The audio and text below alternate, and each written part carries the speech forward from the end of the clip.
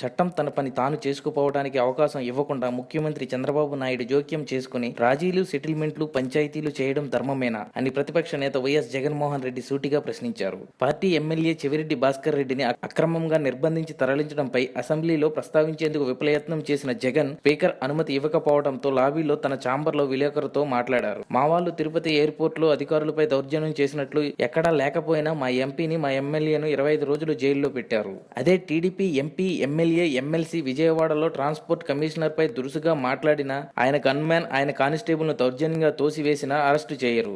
Gunman పై MLA చెయ్యేసి గట్టిగా తోసినట్లు స్పష్టంగా టీవీల్లో కనిపిస్తున్నా చంద్రబాబు వారిని పిలిచి రాజీ చేస్తారు. ఇదే విషయాన్ని మాకో న్యాయం, తన వారికో న్యాయమా అని చెవిరెడ్డి భాస్కర్ రెడ్డి ప్రశ్నించినందుకు అరెస్టు చేసి తీసుకెళ్తారా? మా ఎమ్మెల్యేను ఉదయం అరెస్టు చేసి సాయంత్రం వరకు విడుదల చేయలేదు. మా సహచర ఎమ్మెల్యేలు వెళ్లినా కూడా పోలీస్ స్టేషన్లో చెవిరెడ్డితో మాట్లాడడానికి గాని, కనీసం చూడటానికి గాని అనుమతించలేదు.